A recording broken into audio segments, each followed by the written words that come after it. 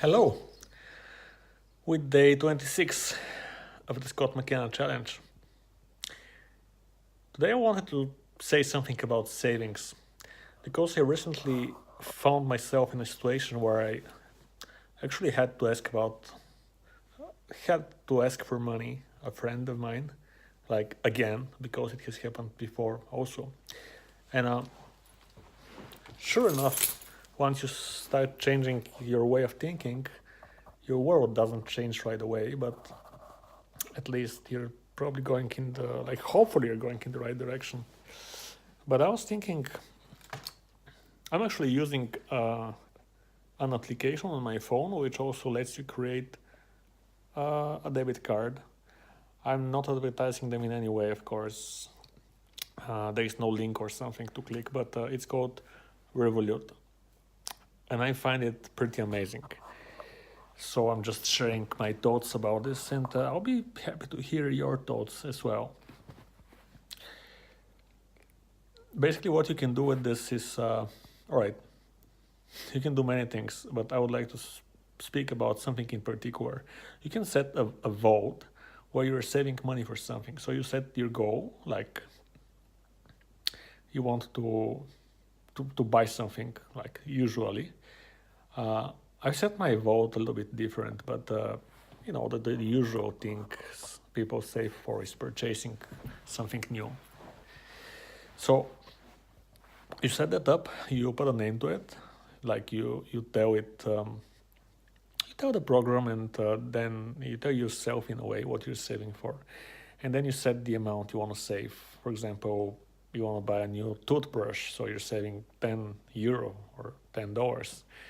By the way, Revolut works with different currencies, including cryptocurrencies, which I think are not unlocked by default, and but they get unlocked once you use it for some time. I'm actually not really sure how that works. Anyway, the vote. So when you set this, you're setting this in this way that you can set every day. You can tell the program, take 50 cents, for example, every day from my account and put them to this savings account. And that's one way to save, obviously. At first, when I heard about this, I was like, oh, that's so, so obvious, of course. Like I can save coins in a jar, but it's actually better. It's like a digital jar, and it's one that you can take with you at all times. So it's actually a lot more useful and a lot more easier to get into it. So I did that, and there's another interesting way you can save. You can tell the software that every time when you pay with your card, that's a part of it, like for food or gas or whatever you want to pay for. The spare change, like if you pay $6.50, then 50 cents goes to your savings automatically. Or if you pay $7.80, 20 cents go to savings. This system is actually great. Also, when I heard about it at first, I was like, oh, that's so obvious. Of course, I can do it myself. But you don't ever do it yourself. And there is a very interesting psychological part of it. Because when you know that if you use this card, you will save, obviously, first of all, it makes you want to use it in a weird way, which is good for the company. But what's more interesting, it makes you want to pay a little bit less, like buy a little bit less or a little bit less often. Because when you use the card, some amount will be saved. Of course, this is good for you, but then it's also bad because the saved amount is taken from your regular amount of money. And knowing that it actually happens automatically and accepting this, once you accept it, you're happy that it happens, while at the same time you try to spend less. So when the saving occurs, the whole amount deducted from your card isn't too big. I don't know if that makes sense, but I want to speak about a third way I figured out. It's very interesting for saving, and it works great. And here it is. Like in our daily lives, all of us are using some luxuries. Of course, I may mean something very small, but it may still be a luxury. So here's what I mean. For example, when I go in the office in my job function, this winter I've been well, all of the days, like for a month almost, I've been parking the car in the underground parking lot, and that costs about like €4 or €5 a day. It depends on how many hours you stay in the office, obviously, but and then there is a way that the office can pay this for you, or you can choose to get the money instead. Whatever. That's not the point. Uh, it regularly costs you something.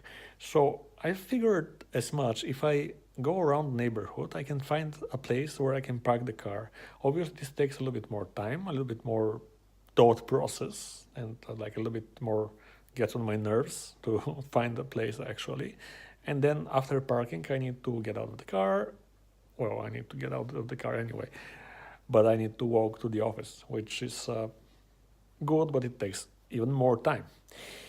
So it happens so that especially on bad days, like if it's raining or if it's super cold, I figured out for myself, I just go in the parking lot and I'm like, okay, I'm gonna pay. I don't wanna deal with that.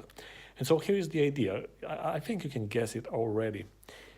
I go to like the longer stretch to skip the luxury, and I find a place, park the car for free, and walk to the office, and obviously know that after work I'll have to walk back to the car. But as I do this, I know in my mind that usually if I park in the office building, I will pay, let's say, €5. And so the idea is this: I take half of what I'm saving. Of course, you can also take the whole amount as well. And in this Revolut system, or you can use anything like even a physical jar, I put that amount, I take it like from myself and I put it into the savings vault. And this works well because if normally you pay for parking and then on one day you don't pay for the parking and you save half of the amount and put it away from yourself, that's great in two ways. Half of the sum that is usually deducted from yourself is deducted, just half of it. And also it's not actually spent, but it's saved. So it's great in two ways. And I figured out this works with many things, like when I go to lunch, in the lunch break.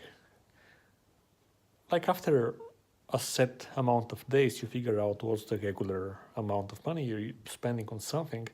And I can admit I spend €6 regularly on lunch.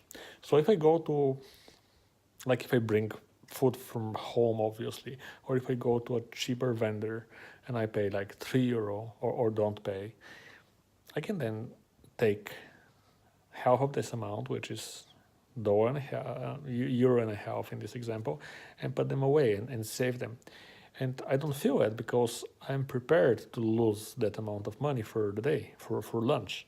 But I have went the longest stretch, I ate less, and I saved.